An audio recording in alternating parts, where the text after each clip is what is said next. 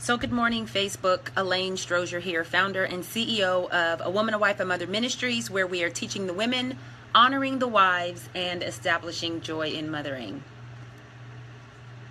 I am actually in my office and I am wanting to wrap up National Domestic Violence Awareness Month. And I hope that you learned a lot. I hope that you were encouraged. I hope that you were filled with wisdom and understanding in regards to maybe your own personal situation and maybe the situation of a loved one. Just want to go over a few things. I wanted to actually do it on the 31st, but life took over, and I really need to build up some consistency. But I'm telling you, as a mom, as a homeschool mom, life happens. And so I've always said that I will always take care of Jerusalem first before I take care of Judea and Samaria and the uttermost parts of the earth. So my children and my husband, my home, my family comes first. Anyway, I wanted to just tell you just a little bit more information about domestic violence, and just because the month of October has come to an end, domestic violence is 365, 12 months a year, all the time, and we cannot forget about it. So what I want you to do is, I want you to know that our local domestic violence shelter, Wayne Uplift, it is found on, well, not the shelter itself, but the administrative office is found on 719 East Ash Street.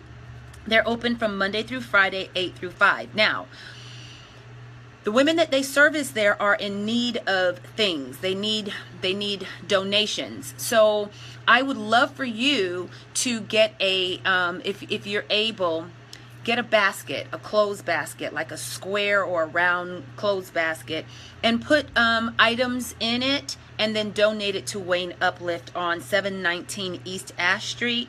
They need brushes, combs, hair accessories for just hair products for our Caucasian sisters as well as our African American sisters, diapers and pull-ups of all sizes, beddings like sheets and pillows and comforters, because some women, when they're leaving their situation, they just leave with the clothes on their back, and when they are able to get on their feet and get an apartment of their own, they start with nothing. So if you don't have anything, you want a bed to sleep on, a comfortable bed to sleep on, because rest is very important for healing the spirit and the soul and the body. They need towels, washcloths, toiletries like hygiene products, deodorant, lotion, moisturizer for the hair. They need trash bags, all different sized trash bags for the bathroom, trash bags for the kitchen, infant formula. They need infant formula. Some mothers leave their infants and they're not nursing. Sometimes you can't nurse when you're stressed out and when you're in a domestic violence situation. They need cleaning supplies. They need children's clothing, all sizes. So if you have clothes that your children have grown out of, please wash them, fold them, and you can make that donation. Please do not give anybody clothes with stains on them, holes in them, bleach on them. When you're already in a situation and you can't wear your own clothes and you can't get back to your own clothes, it's nice to look nice and to wear clothes that are gently used. So please don't give your raggedy stuff away to people. Nobody wants your raggedy stuff. I appreciate the gesture, but let's do things in excellence, okay? So we need, come in. So we need plus size women's clothing as well. And we need underclothing of all sizes, new only. Please do not give other people your used camisoles and your underwear and your bras, your t-shirts. Some things you just don't. hand down. Some things you just need to give away brand new.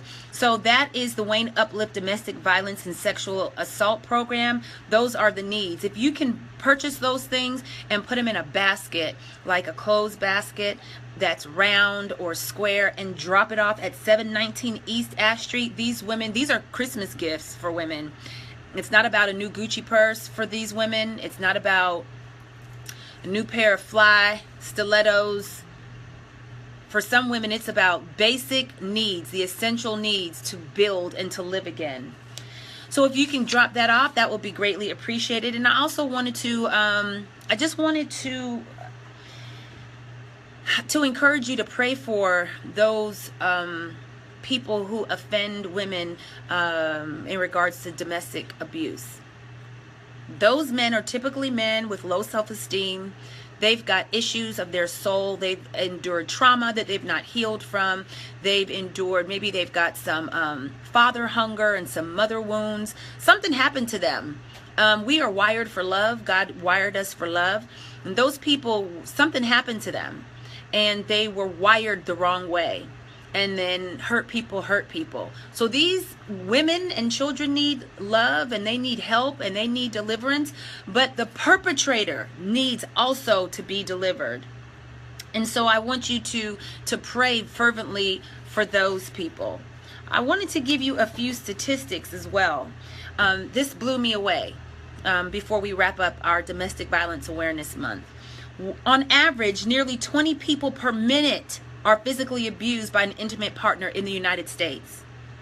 20 people per minute. 1 in 3 women and 1 in 3 men have been victims of some form of physical violence by an intimate partner within their lifetime. 1 in 3 women, 1 in 4 men. 1 in 5 women and 1 in 7 men have been victims of severe physical violence by an intimate partner in their lifetime. Listen to this.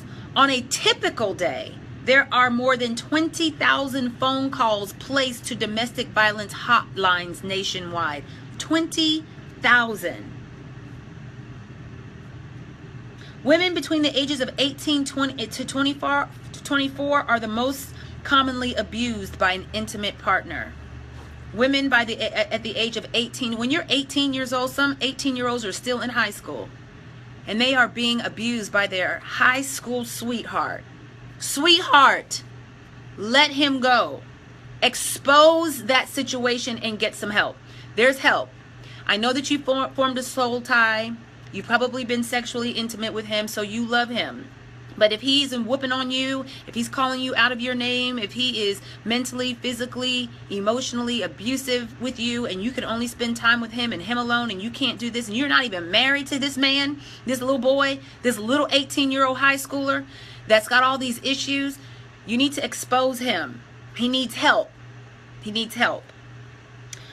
19% of domestic violence involves a weapon.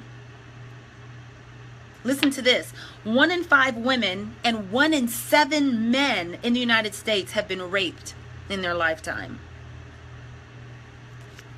So sad. Why do people stay in abusive relationships? Because of love. People think that their relationship is normal. Like, this is just normal. This is just how relationships are. That's not normal. That's not normal. The victim may want his or her children to have 2 parents. The victim's religious and or cultural beliefs preclude him or her from leaving. Let me speak to our Christian community. The Christian community is very, very, very bold about declaring a truth that's written in the scripture. And that truth says that God hates divorce. But if you read the scripture above it, it says that you have dealt with the wife of your youth treacherously.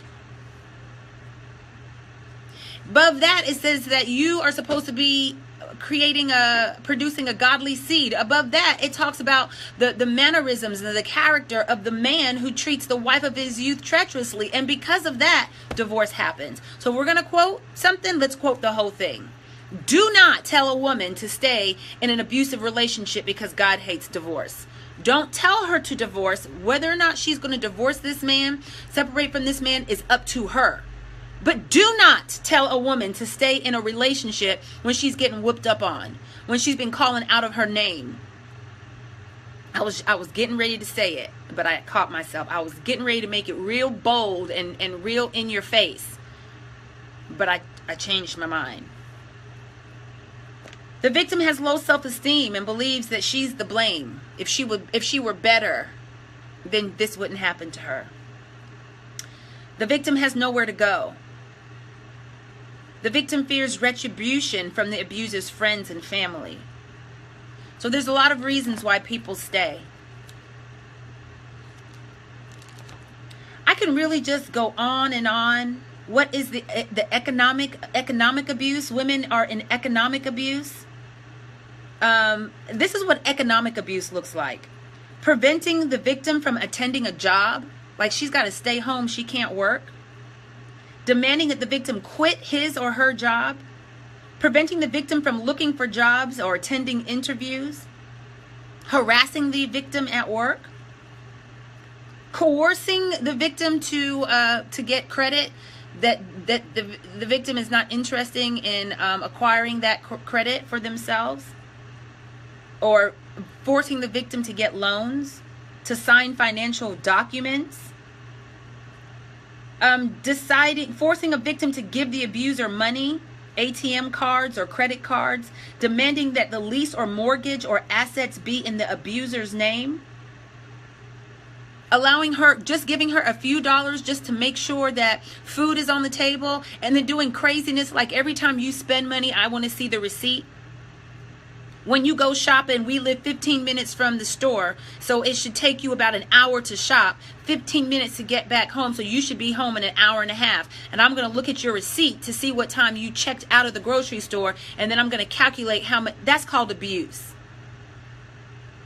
Not allowing her to buy things to make her look nice, clothes, and maybe things that she wants, and as well as things that she needs. So there is economic abuse. There is marital rape, stalking, teen violence. Man, I should have did a Facebook Live on just teen violence. So I can go on and on and on, but I just want to thank you. I want to thank you all for those of you who decorated a table with purple on there with information about domestic violence at your local church. I want to appreciate. I just honor you, and I want to just let you know that I appreciate you very, very much for doing that.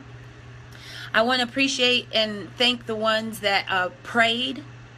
I want to thank you in advance for those of you who are going to go shopping, not for yourself, but for a woman who's trying to rebuild her home after leaving a domestic violence situation. I want to thank you all for supporting a friend, not calling her foolish or not making her feel worse about her situation, demanding her to leave. I hope you learned a lot of wisdom and knowledge from these Facebook Lives. And I also want to give some of you women who are still in the relationship, and you've listened to me talk and read this material, and you've said to yourself, that's me. And you've shed tears. Some of you have shed tears watching this because you know that you're in this situation, or maybe you were in this situation and you got out and you're still healing from it. Well, I applaud you for your courage and your strength for leaving. And I applaud you for rebuilding, building yourself and your children. There's nothing wrong with professional counseling. Get you some professional counseling if you still need to heal from the trauma of those wounds that were afflicted upon you. But for those of you who are still in that situation and you have fear and doubt and guilt and shame and embarrassment and condemnation, I want to let you know that you can call 1-800-799-SAFE. 1-800-799-SAFE. And that is the National Domestic Violence Hotline, 1-800-799-SAFE. You can call that number and you can speak with a counselor. They can give you resources, they can help you, and it's completely confidential. It's completely confidential. So that's 1-800-799-SAFE. When you call them, they're going to give you a lot of wisdom, because before you leave, you need a safety plan. Some of you need to know, you need to ask yourself some questions about when you're getting ready to leave. I went to the National Coalition Against Domestic Violence and printed out a bunch of stuff. So if you are a leader of a women's organization, if you are a clergy member, an elder, a deacon, a pastor, I would encourage you to go to the National Coalition Against Domestic Violence and print out everything that they have. And that's what I did. I print out everything that I had here, and I had someone help me put it. Let me get myself together. Put it in this notebook. And so this notebook is specifically for all my domestic violence information is kept in there. When a woman leaves, she needs a personalized safety plan. And I got the personalized safety plan. You can see here some of the questions that she'll have to ask herself. When I have to talk to the abuser, I can what? When I talk on the phone with the abuser, I can what? I can make up a code word for my family, co-workers, friends, and counselors so they know when to call for help for me. My code word is what? When I feel a fight coming on, I will try to move to a place that is lowest risk for getting hurt, such as blank at work or blank at home or blank in public. I can tell my family, co-workers, boss, counselor, or friend about my situation. I feel safe talking to so-and-so. And the questions go on and on and on. There are 11 questions. And then it goes on to talk about accessing resources. It goes on to tell you what resources are available for you. It gives you hotline information. And so as people of the people who are in spiritual leadership, get your resources, print them out and put them in your folder. So when that man or that woman comes to you and they say that I'm in a domestic violence situation, you have resources to give them. You've got love and lots of help to give them. So that is it from me. Thank you all for honoring National Domestic Violence Awareness Month. That was the month of October. Thank you for wearing your purple ribbons. Thank you for wearing purple. Thank you for being a help and a resource for others. And just continue to pray as you don't judge. If you see someone with a mark on their body, a grown person, if you see someone that their personality is very timid and withdrawn and they're just kind of, their personality is kind of glazed over, you don't know what they're going through. And so don't be don't be so prideful to say, well, I always speak to her or I speak to him and they don't speak back. Fear, terror, you don't know what they're going through. The only thing that you owe people is love. The only thing that you owe people is love. So that is it for me, Alaine Strozier. And I will see you this time next year, and we'll continue to make people aware and to encourage those who are in the situation. I hope you have a great day. It is getting late and I've got to go pick someone up. So until we meet again, remember Titus 2 matters. No woman should be left behind. I love